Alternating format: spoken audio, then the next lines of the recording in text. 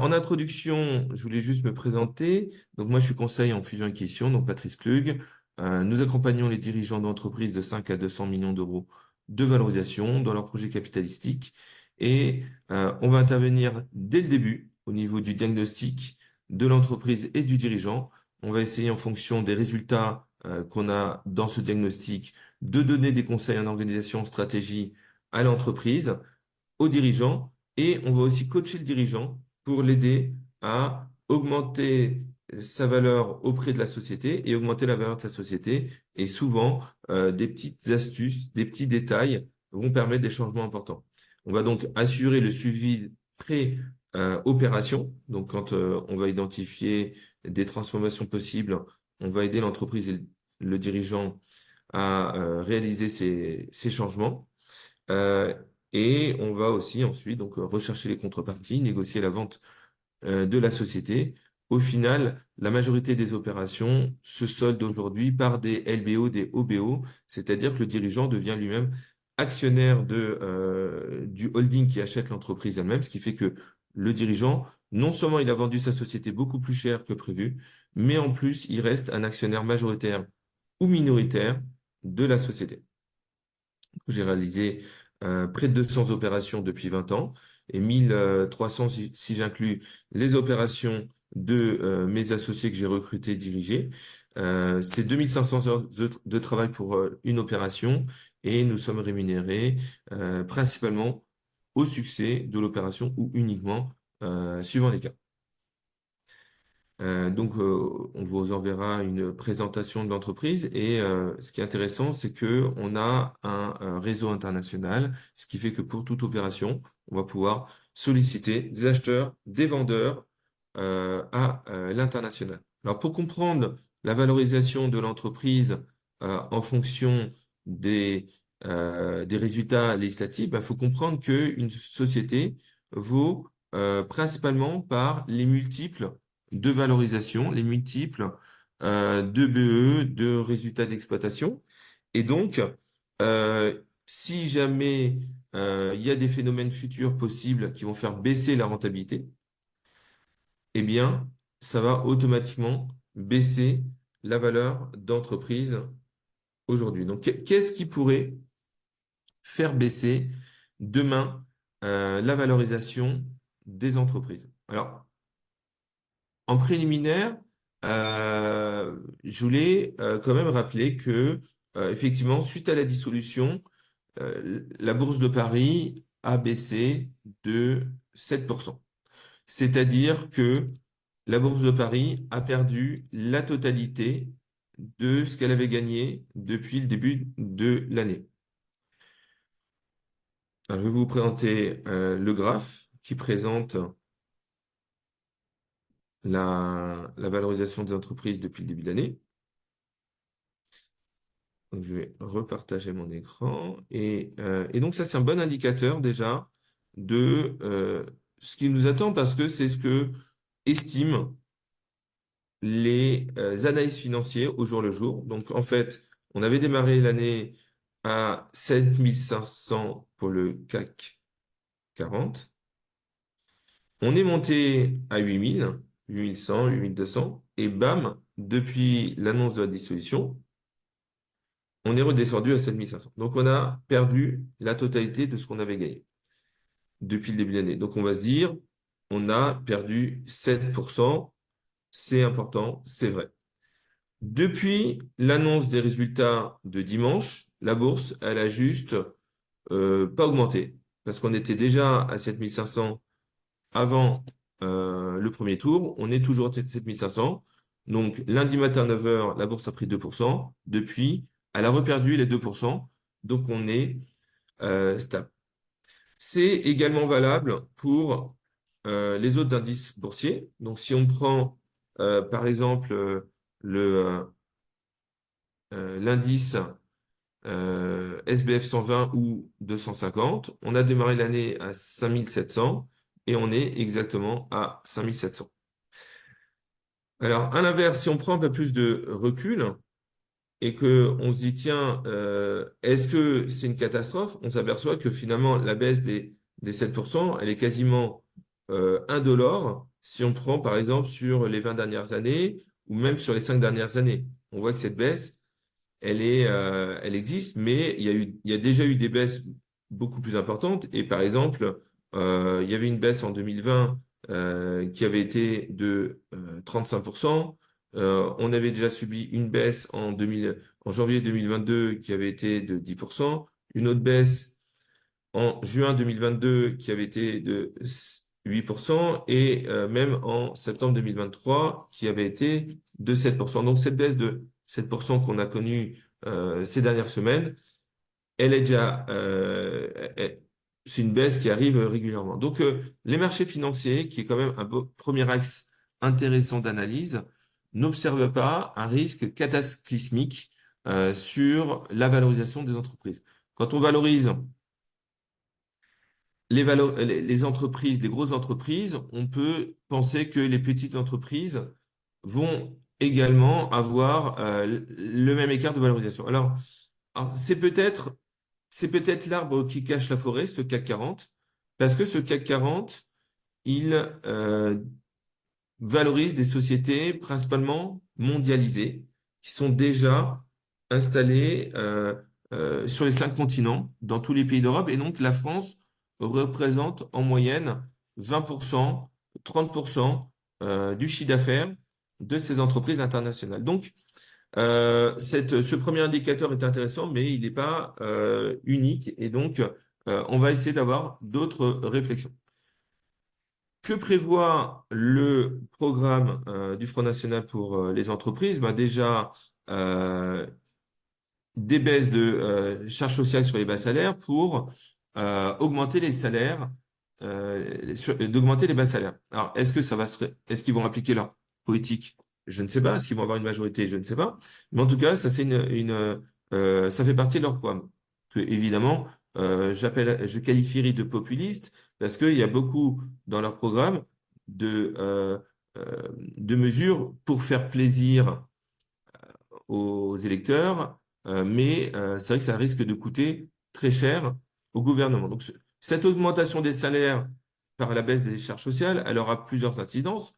Premièrement, ça peut augmenter le coût du travail, et on sait que dans notre économie mondialisée, le travail coûte déjà très cher en France et n'est pas nécessairement très compétitif à l'international et qu'il y a déjà beaucoup de burn-out en France pour essayer, parce que les salariés essayent d'être productifs et donc c'est parfois pas facile de respecter la cadence.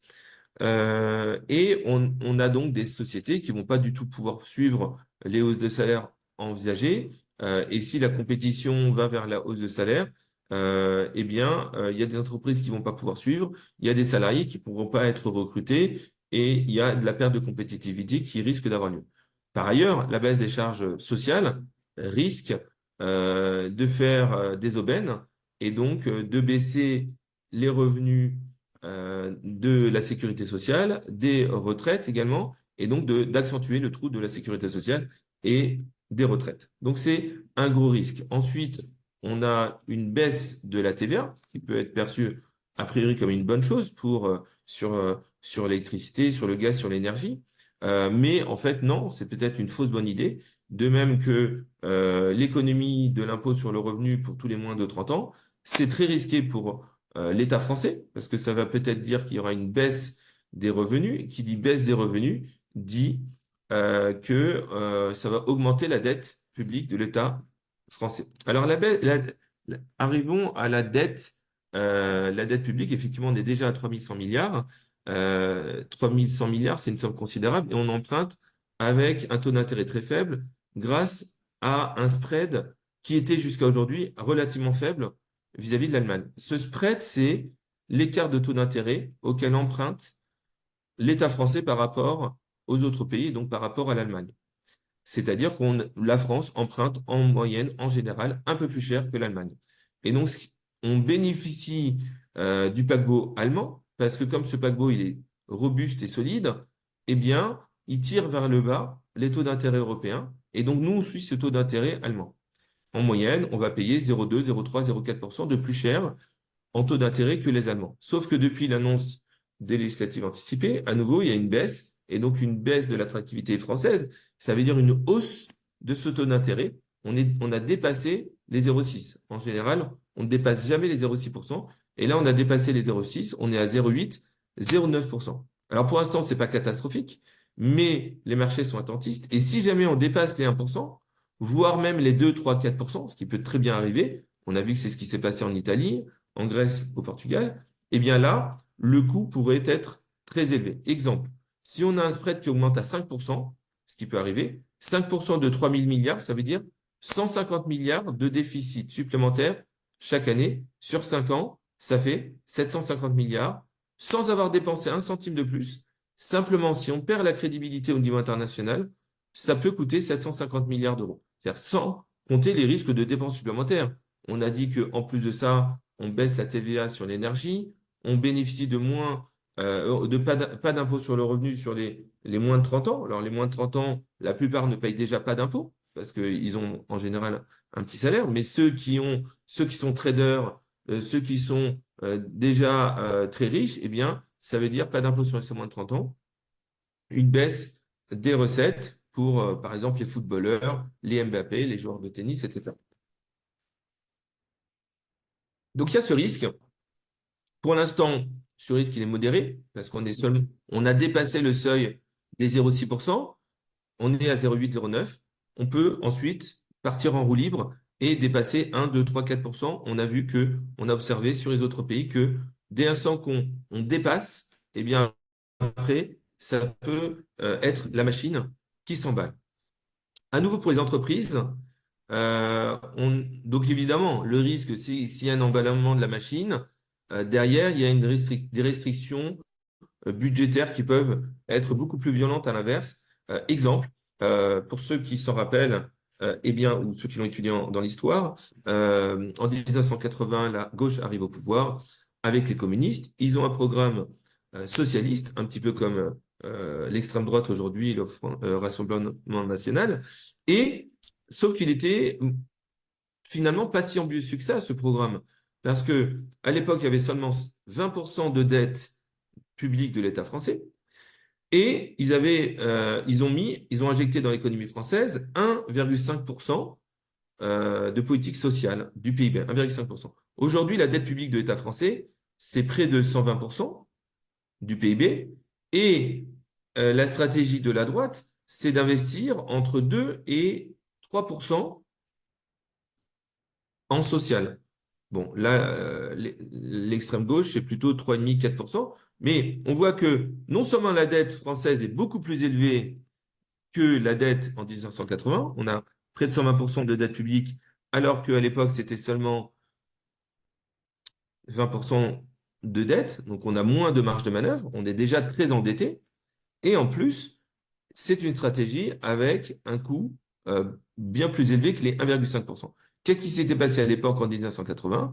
Cette politique a eu des conséquences économiques désastreuses. Au niveau international, eh bien, beaucoup de Français ont voulu quitter la France. Beaucoup d'entreprises ont voulu quitter la France, ont quitté la France, sauf que ça fait dévaluer le franc par rapport aux autres monnaies. Et donc, ils ont dû faire une dévaluation bien plus importante qui a fait que tous les Français ont tous perdu 15% de leur patrimoine et de leur salaire à cause de cette dévaluation. Parce que quand on augmente les salaires des Français, quand on augmente la valeur faciale des entreprises, si au final on fait une dévaluation, eh bien, on a peut-être gagné 3, 4, 5% en salaire, mais on a perdu 15%. Il y a eu en plus un emballement au niveau de l'inflation, et donc c'est que tous les Français ont perdu à cause de cette stratégie. Donc ça, c'est un risque aujourd'hui parce que le Front National, le Rassemblement national a une stratégie assez sociale de vouloir aller dans le sens des demandes des Français, moins d'impôts, plus de salaires, et ça peut coûter très cher. Donc aujourd'hui, on est dans l'euro, donc normalement, on ne va pas pouvoir faire de dévaluation compétitive, sauf que quand on a de l'inflation, c'est la même chose qu'une dévaluation compétitive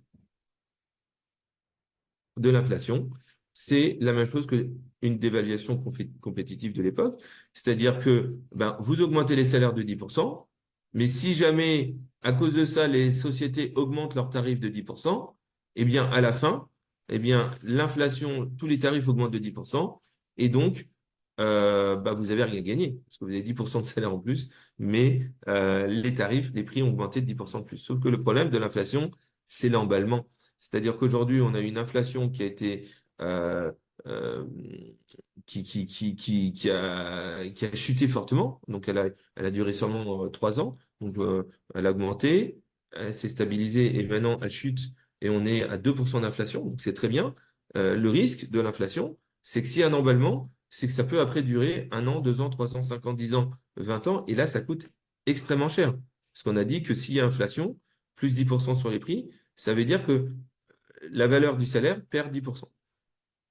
Alors, revenons à la valeur des entreprises. Donc, on a dit qu'il y avait un risque d'augmentation des salaires. Il y a un risque également d'un environnement économique moins facile. Si jamais il y a des baisses d'impôts d'un côté, il y aura peut-être des augmentations des impôts de l'autre. Aujourd'hui, le Front National dit baisse des impôts de production, mais est-ce qu'ils auront les moyens de réaliser leur programme? Bien sûr que c'est compliqué. Et puis, évidemment, retour de l'ISF, on en parlera juste après. Donc, si on reste dans l'entreprise, il y a un risque de baisse de la rentabilité de la société à cause des hausses des salaires et d'autres événements euh, économiques et politiques, et donc baisse également de la confiance des investisseurs, hausse des taux d'intérêt. Qui dit hausse des taux d'intérêt dit mécaniquement hausse des coûts de financement, et donc baisse également de la valeur des entreprises. Donc, sur la valorisation des entreprises, la valeur du patrimoine du dirigeant, il y a ce risque de baisse. Ensuite, est-ce qu'il faut vendre aujourd'hui? Est-ce qu'il faut vendre avant que la loi passe? Est-ce il est préférable d'avoir du patrimoine personnel que du patrimoine professionnel? C'est pas facile de répondre à cette question, mais je vais vous donner quelques éléments d'information. Aujourd'hui, au vu de la stratégie possible du Rassemblement national, eh bien, on peut s'attendre à une hausse bah, de l'impôt déjà sur la fortune, parce que il y a un retour à l'impôt sur la fortune.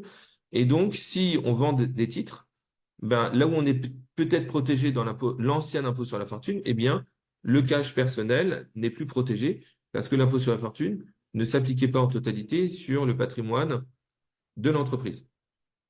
Donc, si on fait du cash aujourd'hui pour se dire, il y a un risque de la valeur la valeur de mon entreprise baisse demain, eh bien, bah, c'est peut-être pas une bonne idée de mettre l'argent à titre personnel parce que cet argent, il va subir l'impôt sur la fortune. Et donc, ce qu'on va peut-être économiser d'un côté, on va peut-être le payer de l'autre. Par ailleurs, on peut se dire, on vend tout de suite les titres de la société parce que demain, peut-être que l'impôt sur la plus-value va augmenter. Et donc peut-être qu'il vaut mieux vendre ces titres maintenant avant que l'impôt augmente. Ça aussi, c'est peut-être une fausse bonne idée parce que cette fiscalité qui peut changer demain, eh bien, elle peut être rétroactive au 1er janvier 2024.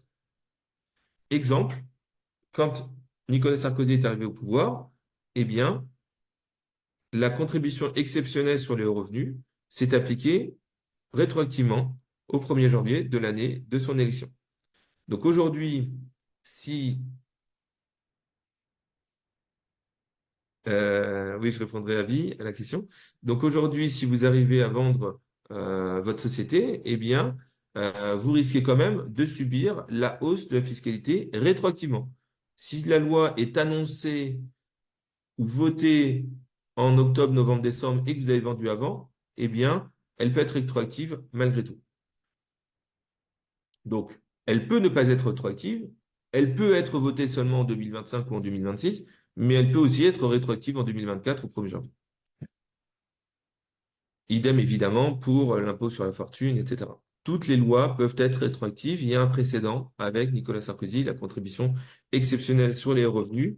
Donc, auparavant, on pensait que c'était pas possible. C'est pas normal de faire une loi rétroactive.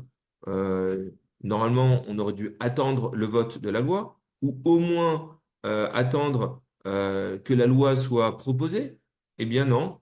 Aujourd'hui, on peut s'attendre à ce que ça soit rétroactif. Et ensuite, il y a le pacte du trail. Alors, tout le monde sait que avec le pacte du trail, on a la possibilité de bénéficier d'un abattement de 75% sur la plus-value et la succession. Et donc, on peut, après ce pacte Dutreil et cet engagement de conservation de 6 ans des titres au sein des signataires du pacte, généralement la famille, eh bien, en plus, on peut faire des donations aux membres de la famille et bénéficier donc souvent pour une famille de 4 enfants, 2 parents, on peut aller jusqu'à 8 millions d'euros avec très très peu d'impôts. On a divisé par 10 la fiscalité de la cession d'entreprise et de la succession. Eh bien, on peut s'attendre à ce que ce pacte du trade change également au vu de la nouvelle majorité. Euh, question d'avis. Encore faut-il arriver à vendre aujourd'hui et flat tax. Donc, oui, évidemment, est-ce qu'on peut vendre aujourd'hui? Moi, ce que je peux vous dire, c'est qu'aujourd'hui, j'ai des acheteurs qui sont toujours très motivés pour acheter des entreprises. C'est-à-dire que je discute avec des acheteurs d'entreprises quotidiennement et j'ai pas d'acheteur qui m'a dit je ne veux plus acheter aujourd'hui à cause de l'environnement politique, j'ai peur de l'avenir, je vais arrêter d'acheter. Ni les acheteurs, ni les entreprises, ni les personnes physiques, ni les fonds d'investissement, ni les banques ne m'ont pour le moment euh, communiqué de signaux, faibles ou forts, qu'ils vont moins acheter d'entreprises demain ou baisser les niveaux de valorisation. Donc, pour l'instant, je vous ai donné l'exemple du CAC 40. Je vous donne également mon ressenti au vu des discussions que j'ai tous les jours avec plusieurs acquéreurs d'entreprises ou fonds d'investissement et banques. Eh bien, pour le moment, au vu des dizaines de discussions que j'ai eues, les acheteurs ne sont pas très embêtés par la situation. Par contre, oui, les vendeurs sont parfois plus pressés et j'ai plus de vendeurs qui me disent, j'aimerais vendre ma société très vite. Est-ce qu'on peut organiser ce processus? Oui. J'en ai plus et donc c'est possible. Et comme les acheteurs sont toujours très intéressés, très motivés, je pense qu'il y a une fenêtre de tir pour vendre aujourd'hui sa société. On a toujours le quantitative easing, c'est-à-dire que il y a toujours énormément d'argent disponible aujourd'hui en France. Les Français ont beaucoup d'argent, beaucoup de trésorerie. Les banques ont beaucoup d'argent. Les fonds d'investissement ont beaucoup d'argent. Les entreprises ont beaucoup d'argent. Donc, il y a beaucoup d'argent en France disponible pour acheter les entreprises.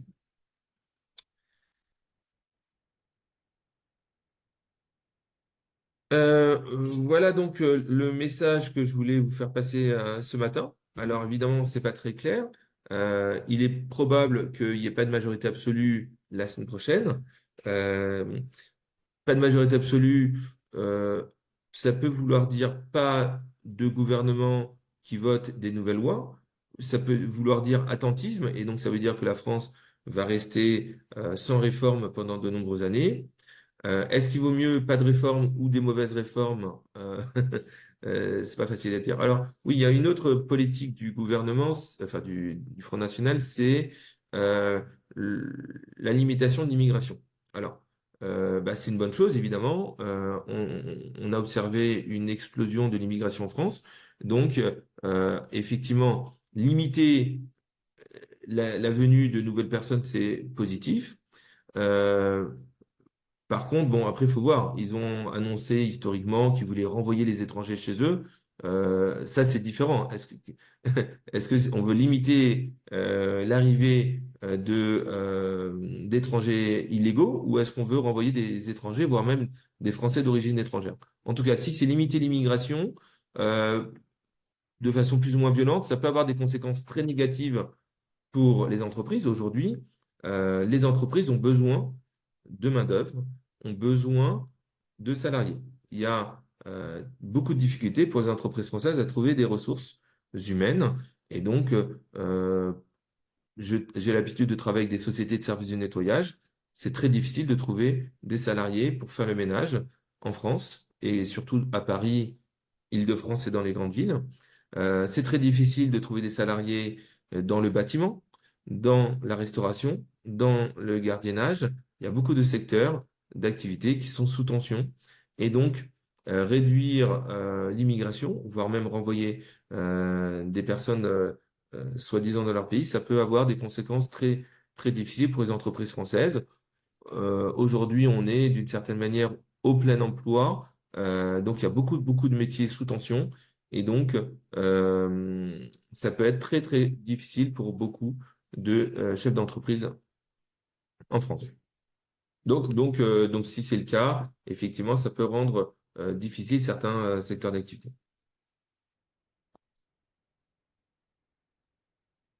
Alors, Patrice, avec tout ça, on n'a pas vraiment discuté de quelles sont tes préconisations à toi.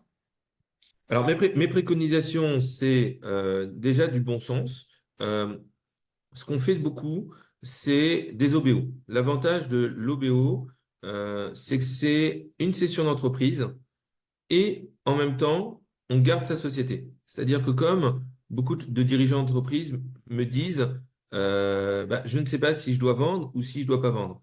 Eh bien, l'avantage de l'OBO, c'est que, en fait, on va pouvoir, je vais vous présenter le slide, à la fois vendre sa société et investir dans le holding et donc garder une part du capital majoritaire. Alors ici, vous avez un schéma un petit peu plus complexe, mais en fait, l'OBO, c'est très simple.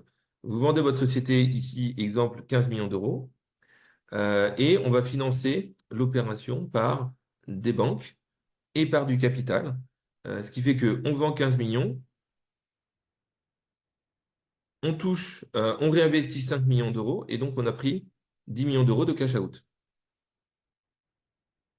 Donc on a pris 10 millions d'euros, mais on garde la majorité, ici 51% du capital de la société. Ce qui fait qu'on a à la fois sécurisé 10 millions d'euros, et en plus, on a gardé la majorité du capital de l'entreprise. Demain, on a remboursé les dettes, et on va pouvoir à nouveau vendre sa société, soit totalement, soit refaire un nouvel OBO. Donc OBO, ça veut dire Owner Buyout. Donc c'est un cas particulier du LBO dans lequel le dirigeant actionnaire lui-même, le owner, le propriétaire, vend sa société et réinvestit dans l'opération. Dans le LBO, le vendeur n'est pas obligatoirement l'acheteur. Et donc ici, OBO, ça veut dire que le vendeur devient lui-même acheteur. On a également le FBO, le Family Buyout, c'est les enfants, les neveux, les cousins qui deviennent actionnaires. Le MBO, le Management Buyout, c'est le management qui devient actionnaire. Le Management Buy-in, le MBI, c'est un dirigeant de l'extérieur qui devient actionnaire.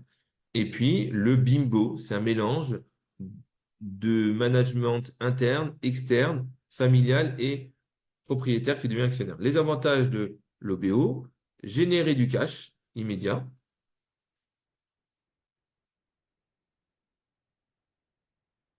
réduire le risque lié à son patrimoine. Aujourd'hui, un dirigeant d'entreprise a tous ses œufs dans le même panier.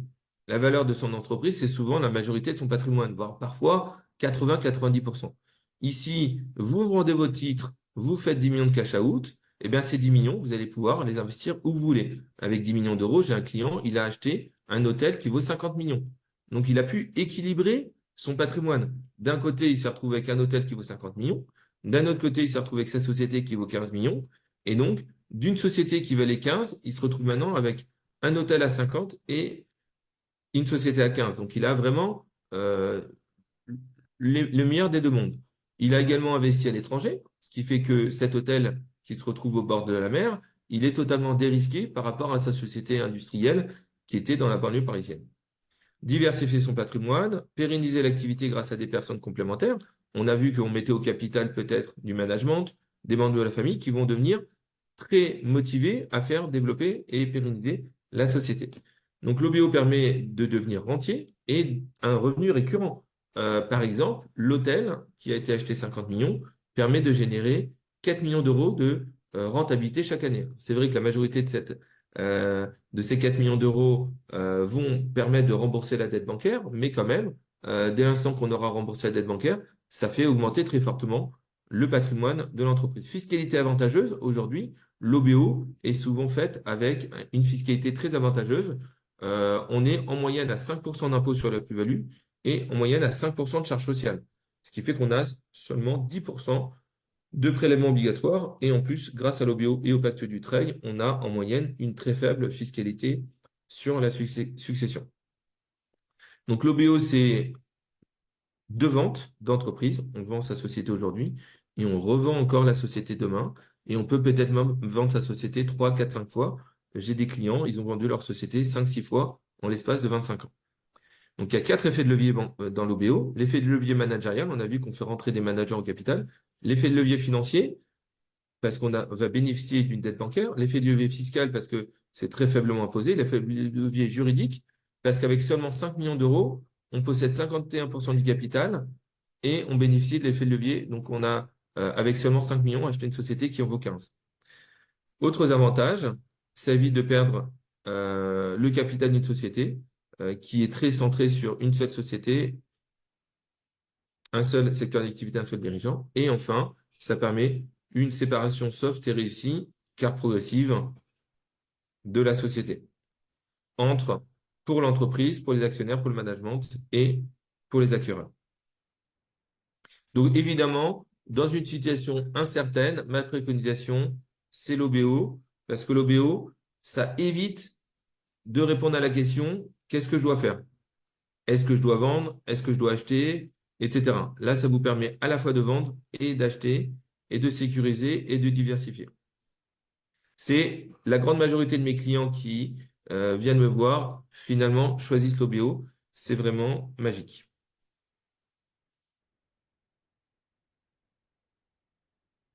Alors évidemment, des exemples d'OBO, je peux vous en donner. Par exemple, on a fait Coptis, éditeur de logiciels. Le dirigeant voulait vendre sa société.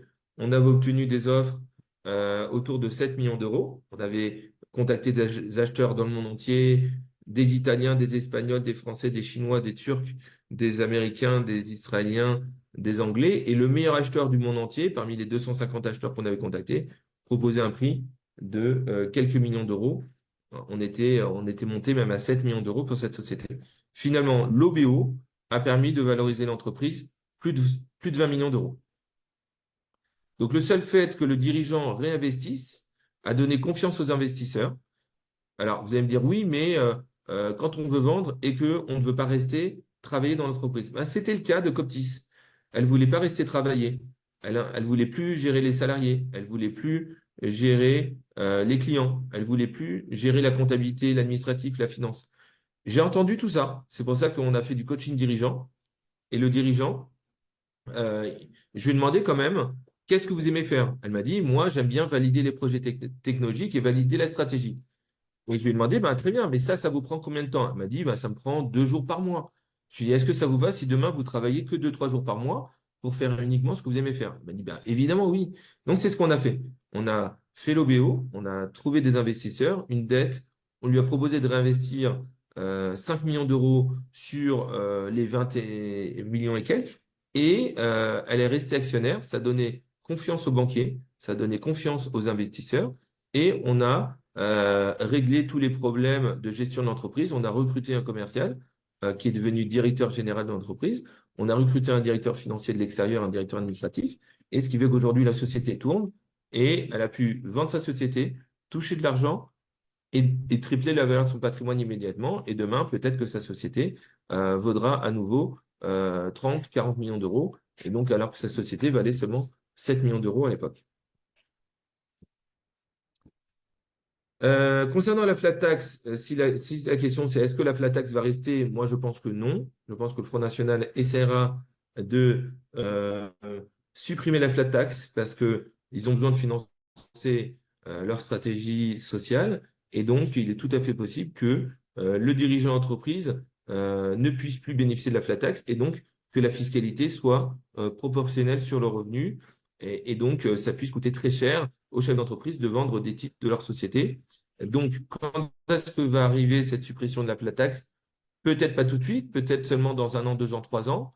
Peut-être seulement que ça arrivera quand ils auront pas d'autres possibilités. Donc, évidemment, aujourd'hui, tant que les sociétés valent encore de l'argent, il est peut-être préférable de vendre sa société avec une certaine valeur élevée et une fiscalité raisonnable et peut-être de mettre en place une cession par OBO.